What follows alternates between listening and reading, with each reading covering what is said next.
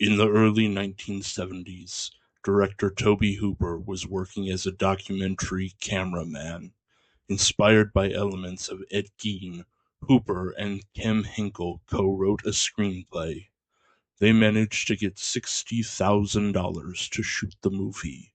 Shot in the summer, they filmed 7 days a week, some days as long as 16 hours.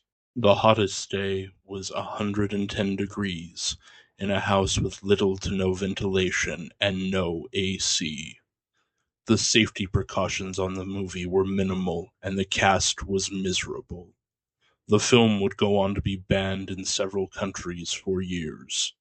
The face of horror would forever be changed by the Texas Chain Saw Massacre. Starring Marilyn Burns, Paul Partain, Jim Sedow, Edwin Neal, and Gunnar Hansen, the movie went on to gross a ton of money. Often imitated, never duplicated, this movie was a hit and influential. There's a light! Over at the Frankenstein place? A lot of people think that this movie is gory, but it's not. However, because of its tone and where the cuts are, the audience thinks they see more than what they actually do.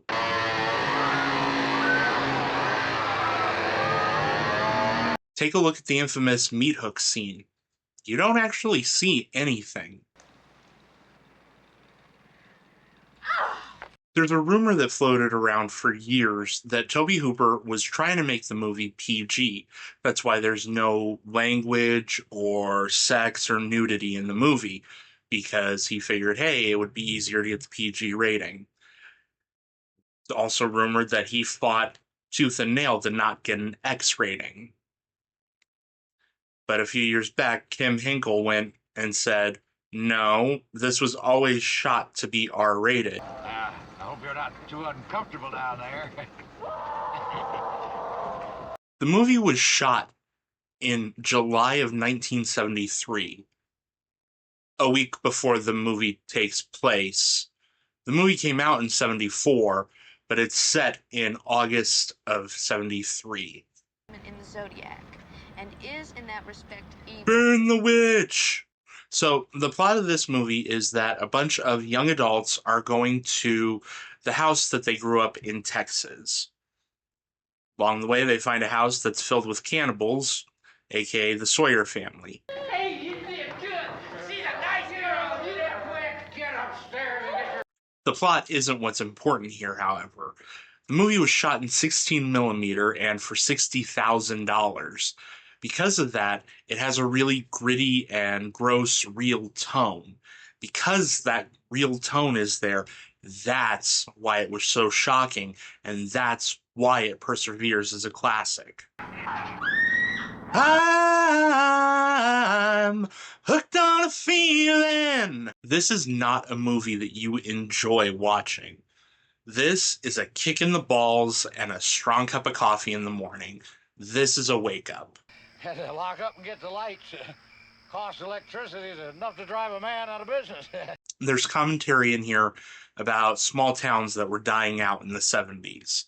There's commentary on the meat industry. There's commentary on how xenophobia works. The scariest thing in this movie isn't Leatherface. It's not knowing who you can trust. It's the fear of the people who are different. Hey, man, what is it? Well, from all accounts, that's just what the cast wanted to do to Paul Partain. He was a method actor, and he decided that he was going to stay in character the entire time. Events in the world are not doing much either to cheer one up. I said, burn the witch!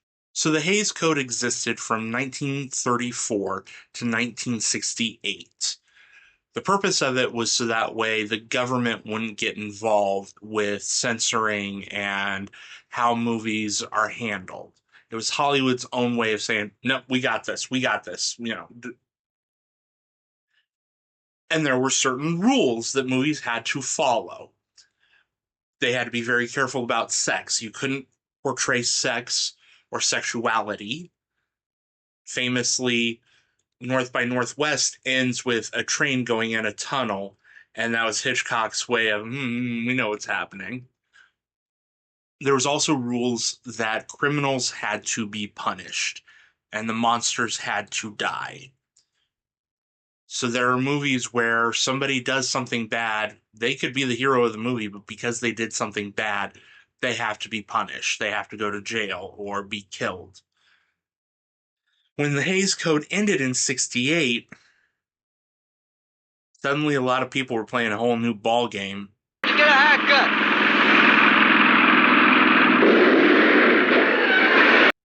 And 6 years later, when this movie came out, people still weren't used to the new way that things could go. The killer could get away. Your hero could die, and the villain could succeed. It was something nobody was fully on board or ready for. I got some good barbecue here. Why don't you fellas stick around here a while? And that will be the best barbecue you have ever eaten. So it's about a half hour into the movie before we even get to Leatherface. Leatherface is the icon of the franchise, and he is what sells the tickets, according to studio executives.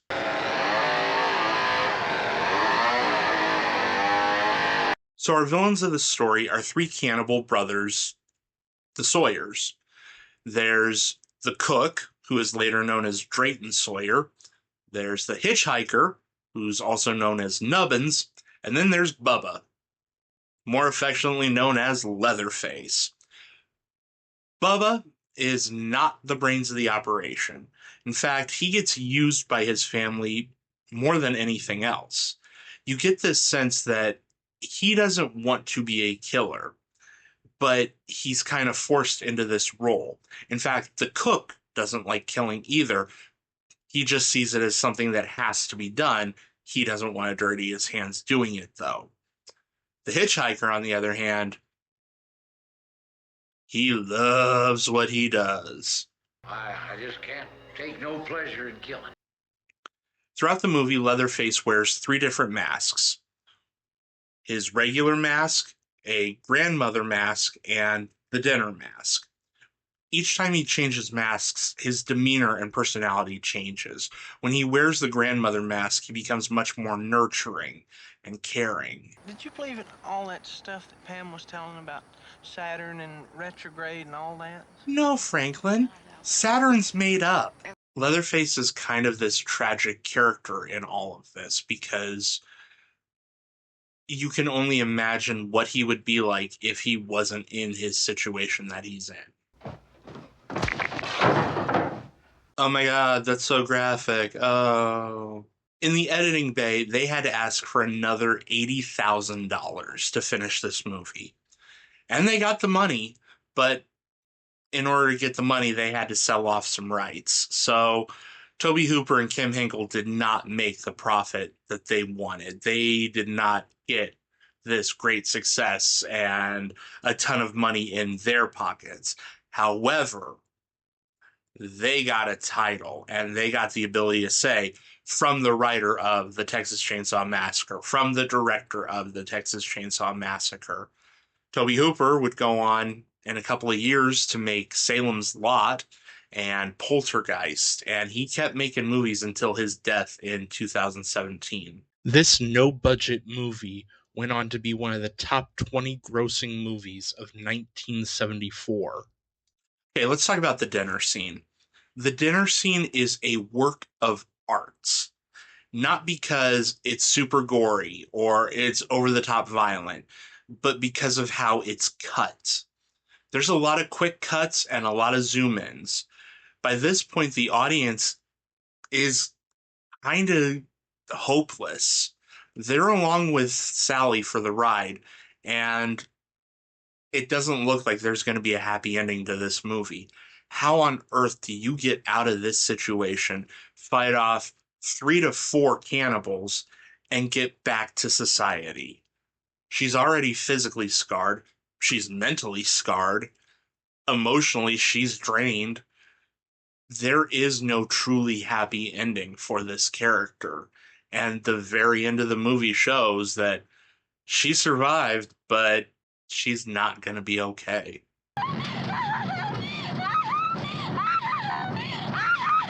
I first saw this movie when I was 14, and I got done,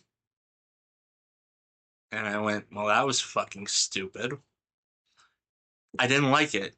I was used to Scream, I Know What You Did Last Summer, Friday the 13th, Nightmare on Elm Street, Halloween, movies where the characters and the plot kept driving forward, where you are entertained as you watch the movie. This is not an entertaining movie, but that doesn't mean that it's a bad movie. In fact, for what it is quite close to perfect. It is a low budget movie that is meant to be experienced. When I was like 20, I bought the movie for $5 because I had a few of them and I wanted to complete my collection. Went out for Halloween to a haunted house with my cousin, and we came back to my place afterwards. And we're going to watch some scary movies. And I said, "You've never seen Texas Chainsaw? Let's give it a shot."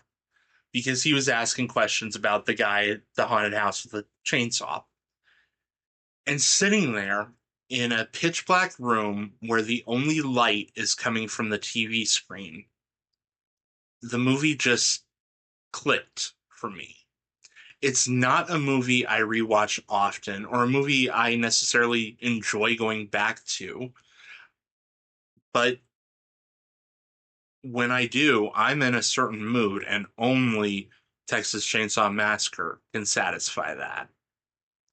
It is an amazing movie. It's pretty damn close to perfect for what it is. If you have not seen it, be warned. You're not going to enjoy the movie. You're going to enjoy the experience of the movie, and those are two different things. And it never should have been a franchise.